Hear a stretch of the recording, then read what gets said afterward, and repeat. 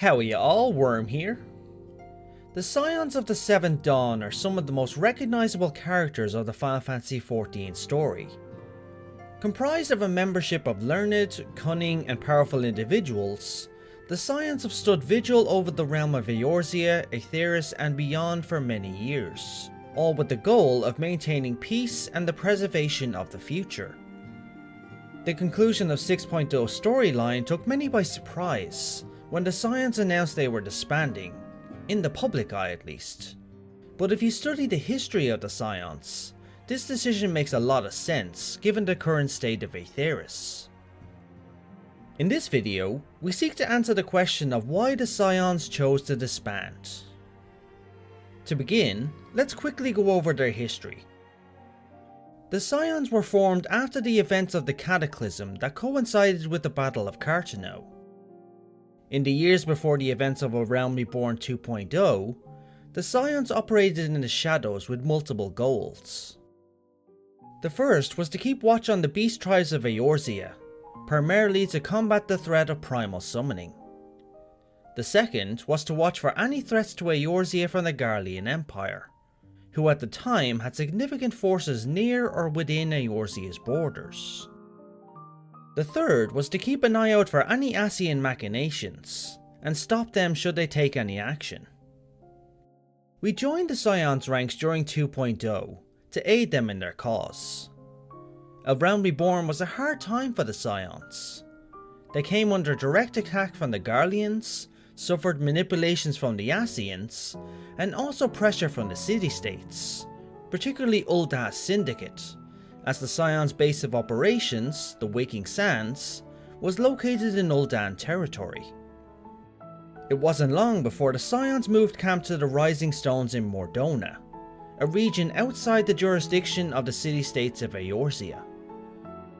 The Scions quickly found themselves stretched thin with new primal summonings, renewed Garlean incursion, and the Ascians putting further plans into motion.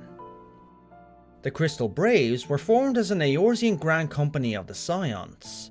Their main purpose was to supplement the Scions' numbers, as the current threats to the realm were far outside the Scions' ability to action given their small size. However, this venture ended disastrously for the Scions, which resulted in you and its other members being declared enemies, and the membership that remained went into hiding. And what do you hope to achieve with this mutiny? Why, that which we have striven for all along, Commander. The salvation of Eorzea. After being cleared of any wrongdoing in Heavensward, the Scions over the next years continued their mission mandate. This culminated in the events of Endwalker, which saw the end of the Ascians, the Garlean Empire, and the threat of primal summonings from beast tribes. Now, that was a very quick recap. Their story is so detailed as we well know, seeing it with our own eyes. If however you want me to do a more detailed recap video in the future, let me know in the comments. Where we stand right now is the Scions have publicly disbanded, with them declaring as such to the city-states and anyone not in the Scions membership or close inner circle. We are disbanding the Scions of the Seventh Dawn. So, why did they choose to disband? It's an easy question to answer if you look at the reasons the Scions were originally formed in the first place. Watching the beast tribes of Eorzea and beyond was one of their main duties, but now with peace treaties in place, and with them having become allies of the Eorzean alliance, there is no longer a need to do so. The primary reason we kept vigil at the beast tribes was to combat the threat of primal summoning. But now the Eorzean alliance and their allies have access to not only a cure for primal tempering, but also wars to prevent it.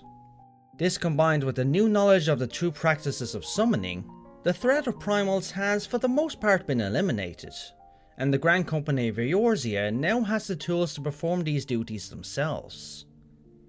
Next, we have the mission to watch over the activities of the Garlean Empire. With Endwalker concluded, the Empire has pretty much ceased to exist, and no further incursions from them will be made against Eorzea again. But even if a rogue element of the fallen Empire tries, the Grand Company of Eorzea is in place to combat them. Finally, we have the Scions and Etheyris, who as of the conclusion of the 6.0 storyline, have pretty much ceased to exist, as far as we know from dialogue of multiple characters like Fandaniel and Emmett Selk. As a result, the Scions need take no further action. So in conclusion, the Scions' goals that their organisation was formed upon have all been resolved. Thus there was no longer a need for the Scions to take part in such. Y'shtola said it best. From now on, it falls to the Grand Company of Eorzea and its allies to deal with the realm's crises. We know that the Scions only disbanded in the public eye, with pretty much everyone outside their membership of the opinion that it no longer existed as an organisation. In truth, they intend to be that force to fight for Etheyris as they've always done, but instead from the shadows where they once operated. Retreating from plain sight to take our place in the shadows once more. This to me makes a ton of sense, and here's why.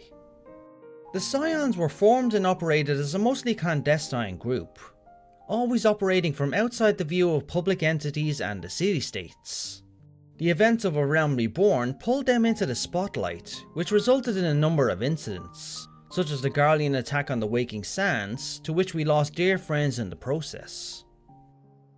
I said enough. We leave.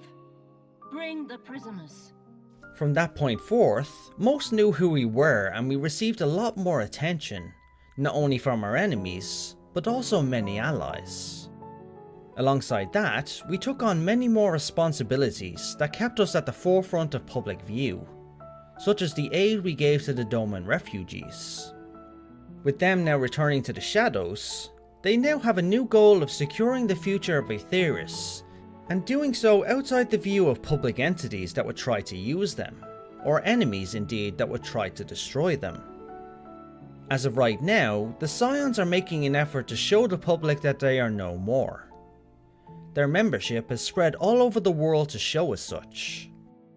The Rising Stones is now vacant and in the hands of Tataru, who plans to turn it into a thriving business, which will likely be the new front for the Scions to come and go without drawing attention, while at the same time building the capital they need to operate with autonomy.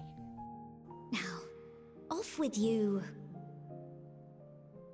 So what do you think about the Scions' new path? Let me know in the comments and let's have a back and forth.